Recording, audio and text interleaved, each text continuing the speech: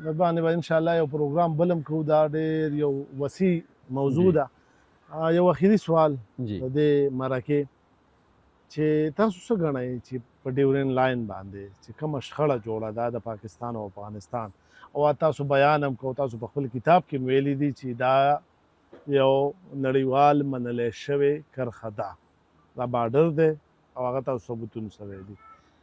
په دې باندې داسې بحث، داسې مذاکرات ممکن دي چې په هغې د پاکستان او افغانستان د دواړو سر هم خلاص شي او دا مسله حل طرف ته لاړه شي.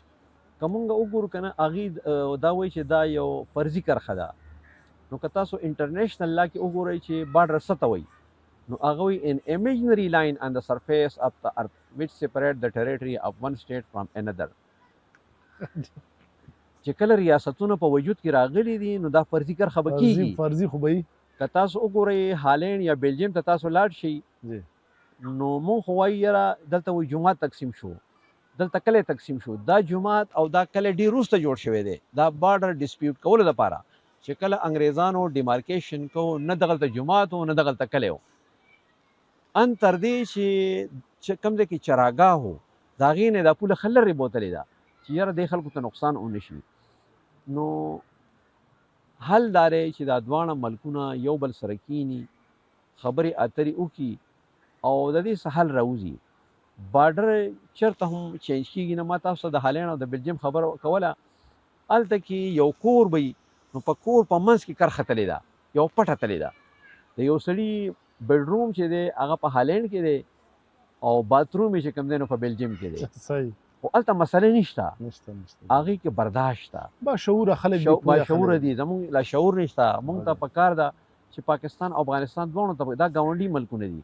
ګوره ته دوست بدلولی شي، د یو دوست نه ناراضه شوي، یو دوست سره د خفګان راړو، بل دوست به پیدا کړي، خو ګاونډي نه بدلېږي. څو پورې چې پاکستان دی نو د ګاونډي به افغانستان وي، د ده ګاونډي به هندوستان وي، د ده ګاونډي به ایران وي، د ده ګاونډي به چین وي، یا څو پورې چې افغانستان وي د ده ګاونډی به دا پاکستان وي.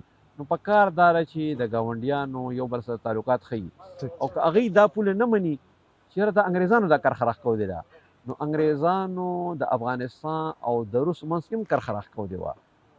وایي پاکستان سکسیسر سټیټ نه دی، نو تاجکستان، ازبکستان، ترکمنستان ولې سکسیسر سټیټ دي؟ هغه معاهده کې خو د افغانستان نماینده نه و، هغه انګریزانو او روسیانو کړې ده. نو هغه بارډر منم، دا نه منم، منافقت دی، دروغ دي. نو په کار دی چې مونږ د دروغو د سیاست نه راوځو، حقیقت ومنو او پولې بدلیږي خو په زور سره. آیا افغانستان کې دومره طاقت شته چې په زور باندې د پاکستان نه خیبر پښتونخوا ونیسي؟